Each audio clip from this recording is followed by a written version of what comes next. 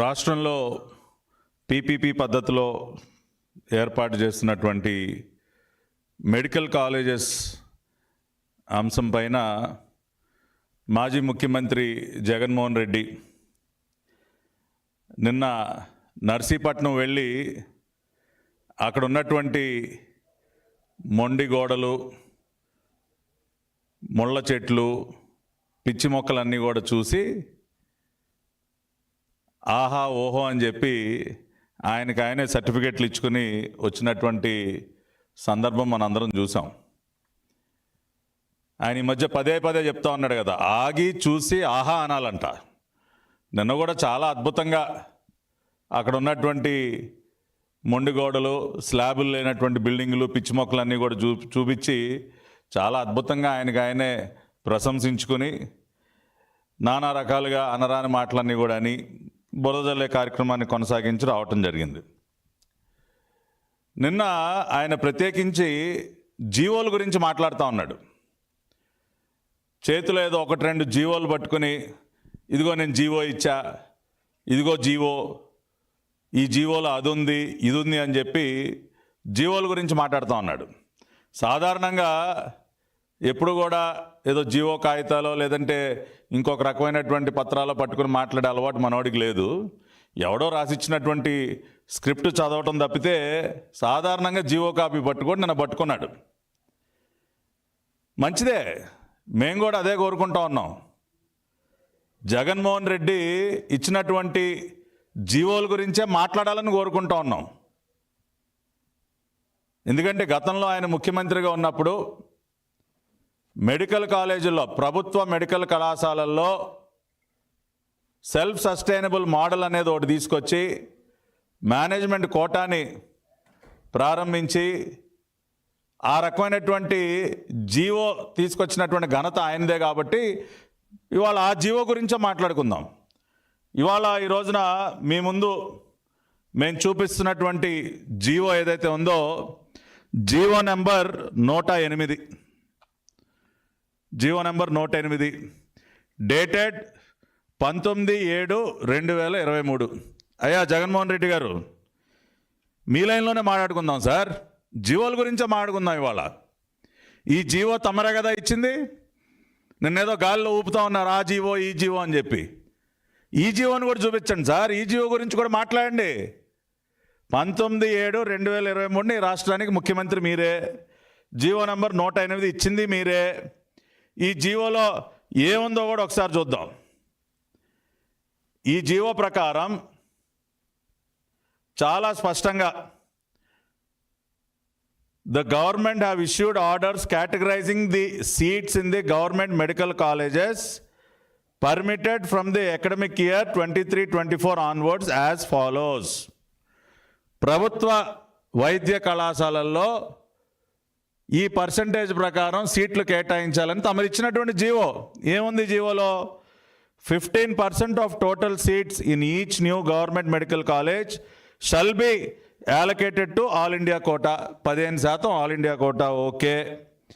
Out of the remaining 85% of the seats, 50% of seats are categorized as competent authority అంటే general category.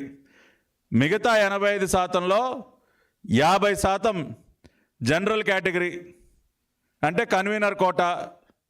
మిగతా 50% ఏం చేశారు sir తమరు? 35% of the seats as competent authority self financing.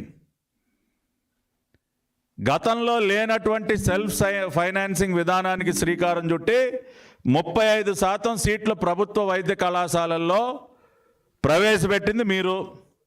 15% of the seats are competent authority NRI quota. ప్రభుత్వ వైద్య కళాశాలల్లో గతంలో లేనటువంటి కోటాలు ప్రవేశపెడుతూ తమరు విడుదల చేసినటువంటి జీవో జగన్మోహన్ రెడ్డి గారు. అదేవిధంగా ఫీజులు కూడా మీరే పెట్టారు కదా. దీనిలో మీరు చూసినట్లయితే general category competent authority convener quota 15,000. Self financing విధానంలో 12 లక్షల రూపాయలు ఫీజు పెట్టింది కూడా మీరే కదా. ఎన్ఆర్ఐ కోట 20 లక్షలు పెట్టింది మీరే కదా. మరి ఈ జీవో గురించి ఎందుకు మీరు మాట్లాడలేకపోతా ఉన్నారు? ఏమీ ఎరగనట్టు ఎందుకు నటిస్తూ ఉన్నారు? ఇవాళ ఈ జీవోకి విరుద్ధంగా ఈ ప్రభుత్వం ఏమన్నా ఒక్క అడుగు ముందుకు వేస్తుందా? ఇదిగో ఈ జీవోకి విరుద్ధంగా ఈ ప్రభుత్వం పనిచేస్తూ ఉంది అని మీరు రుజువు చేయగలరా? We're asking a straight question. మీరు విడుదల చేసినటువంటి జీవోకి విరుద్ధంగా ఇవాళ ఈ ప్రభుత్వం ఏమన్నా ఒక్క అడుగు వేరేగా ముందుకు వెళ్తుందా? మీరు చెప్పండి.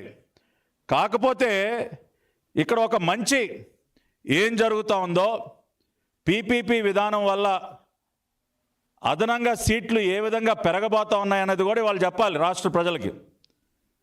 ఇవాళ ప్రభుత్వ ఆధ్వర్యంలో నడిచేటటువంటి మెడికల్ కాలేజెస్ ఏవైతే ఉన్నాయో దానిలో 15% ఖచ్చితంగా ఆల్ ఇండియా కోటాకి వదిలిపెట్టాలి.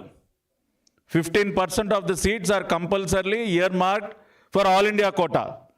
అదే మనం ప్రైవేటు ఆధ్వర్యంలో పీపీపీ మోడల్లో కనుక మనం కళాశాలలు ఏర్పాటు చేసినట్లయితే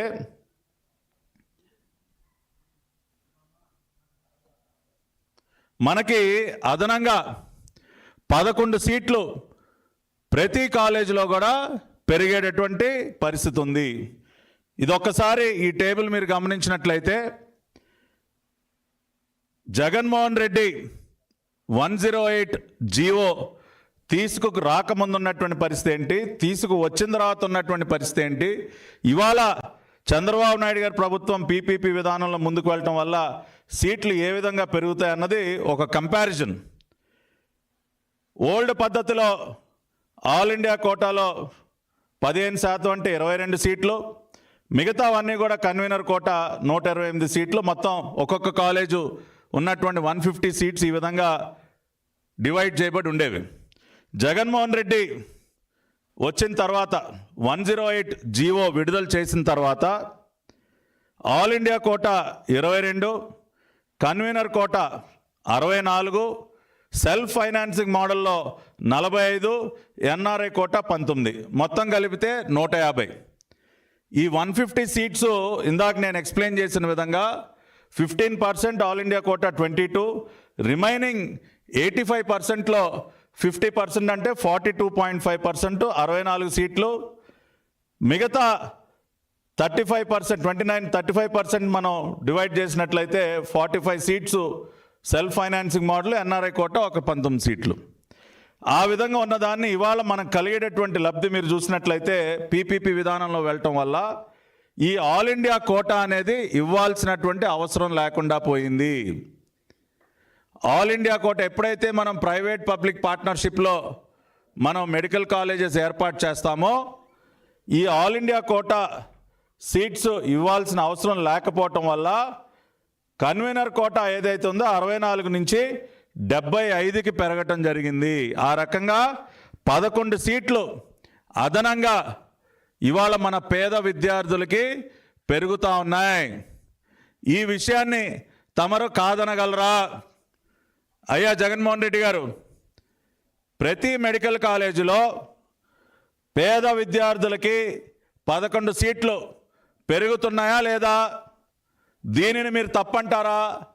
నేనేదో పేదల పక్షపాతి, నేను పేదల తరపున మాట్లాడటానికి వచ్చానని చెప్పి నేను అంటా ఉన్నారు. మరి ఈ వాస్తవాన్ని మీరు కాదనగలరా అని అడుగుతా ఉన్నా. చంద్రబాబు నాయుడు గారు నిజమైనటువంటి పేదల పక్షపాతి చంద్రబాబు నాయుడు గారు కాబట్టే ఇవాళ పేదలకి అందుబాటులోకి అదనంగా 11 సీట్లు వస్తూ ఉన్నాయి. అంటే 10 మెడికల్ కాలేజీలకి 110 సీట్లు ఇవాళ పెరగబోతున్నాయి. ఇంతేకాకుండా పోస్ట్ గ్రాడ్యుయేట్ సీట్లు, పీజీ సీట్స్ కూడా కేంద్రం దాదాపుగా 700 కోట్ల రూపాయలు నిధులిస్తే వాటిని కూడా పక్కదారి పట్టించి ఆ పీజీ సీట్లు కూడా మరి లేకుండా చేసినటువంటి ఘనత మీకు దక్కుతూ ఉంది.